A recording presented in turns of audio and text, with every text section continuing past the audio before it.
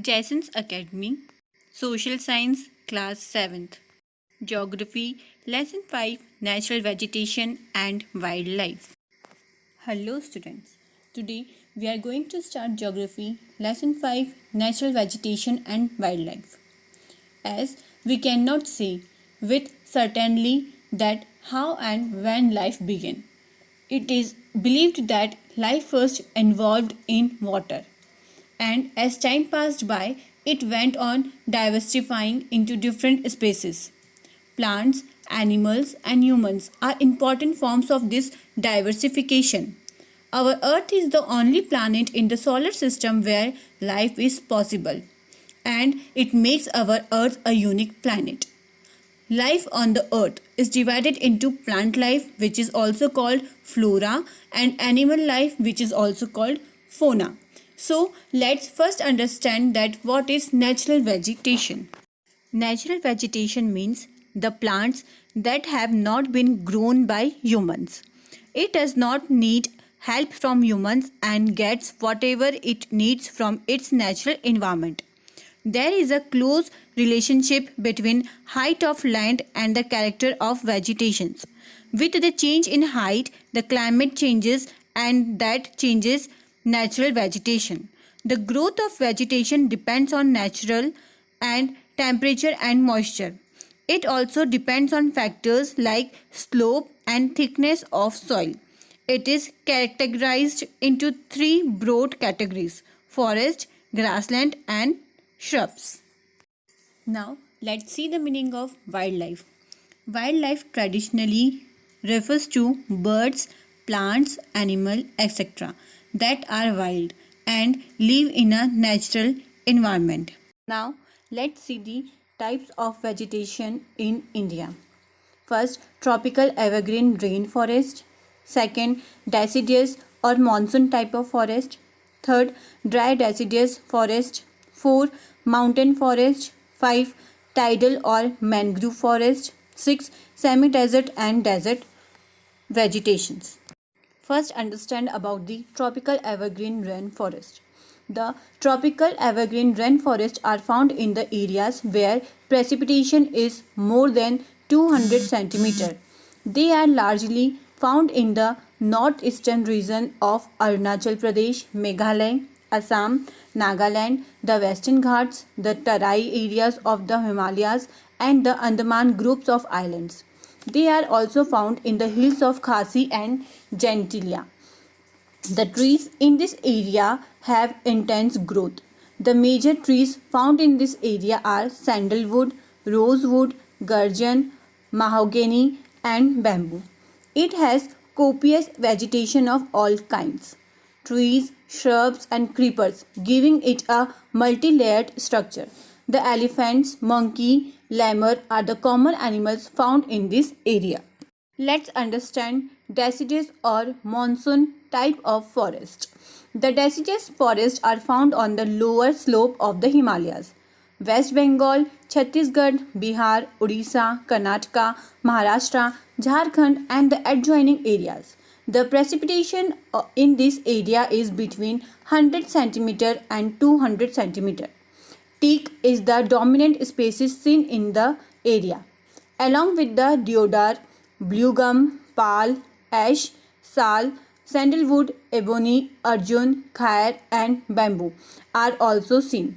The trees in this forest shed their leaves during dry winter and dry summer. Based on the availability of water, these forests are again divided into moist and dry deciduous. Third is the thorn forest. A thorny forest is a forest which has scrub-like vegetation, and it is a type of desert form. The trees have thorns and spines and have very little rainfall. The thorn forest and scrub are mostly found in the areas where the annual rainfall is less than 100 centimeters. They are found in Rajasthan and Gujarat. The trees have long roots, small leaves, and sharp spines. Fourth is semi-desert and desert vegetation. This area receives rainfall of less than 50 centimeters. Thorny bushes, acacia, and babul are found in this vegetation region. The Indian wild date is generally found here. They have long roots and thick flesh. The plants found in this region store water in their stem to endure during the drought. These vegetation are found in parts of Gujarat, Punjab and Rajasthan. Fifth is the tidal forest.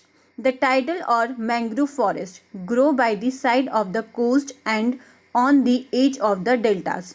Example, the deltas of Kaveri, Krishna, Mahanadi, Godavari and Ganga. In West Bengal, these forests are known as Sundarbans. The Sundari is the most major tree in this forest. The important trees of the tidal forest are Hogla, Garan, Pasur, etc.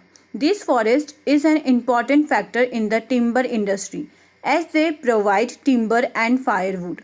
Palm and coconut trees beautify the coastal strip. Sixth is the vegetation of the Himalayan region. These forests are found in the mountains.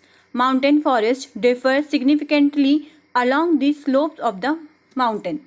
On the foothills of the Himalayas, until a height of 1500 meters, evergreen trees like sal, teak and bamboo grow copiously.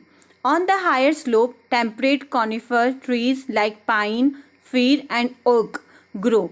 At the higher elevation of the Himalayas, rhododendrons and junipers are found. Further than these vegetation zones, alpine grasslands appear up of the snowfield. Let's see about the wildlife in India. The Indian landmass is a home to a large variety of flora and fauna. India has an amazingly wide variety of wildlife, animals and birds that live in the diverse terrain of the country. From ferocious Royal Bengal tigers to ascetic elephants, India houses this huge variety of animals in its 89 national parks, 18 bioreserves and more than 400 wildlife sanctuaries. The Western Ghats, the Eastern Himalayas and Indo-Burma regions are the three of the 34 most biodiversity-rich spots in the world. According to a study, India is one of the 17 countries that host about 60 to 70% of world's biodiversity. Due to irresponsible interference of humans with the ecosystem has resulted in the loss of extinction of many species. Due man's interference with nature and the threats that have risen out to this. Conservation of this biodiversity, rich sports and their wildlife in India have become important. Due to this, national park and wildlife reserves have come up in different parts of the country, where a healthy interaction of humans and wildlife is encouraged. India today has as many as 15 biosphere reserves for the conservation of endemic and endangered species, out of which 4 are part of World Network of Biosphere Reserves. It is important on our part to understand and respect the balance of nature and interact responsibly with these ecologically sensitive areas. Now, let's understand the difference between national park and wildlife sanctuary. National park. A national park is developed in a large area. A national park is a multi-purpose project. It is for the conservation of flora and fauna. And on the another way, wildlife sanctuary. Wildlife sanctuary is developed in a small area. A wildlife sanctuary is set up for a specific purpose. It is for the conservation of endangered species. The Government of India has started Project Tiger in 1973 for protection and betterment of tigers. The government banned hunting and passed many laws to protect wildlife. We should conserve our wildlife and vegetation. By conserving wildlife, we are ensuring that future generations can enjoy our natural world and the incredible species that live within it. To help protect wildlife, it is important to understand how species interact with their ecosystem and how they are affected by environmental and human influences. So, students, we have completed our chapter. I hope you all have understand this chapter. Thank you.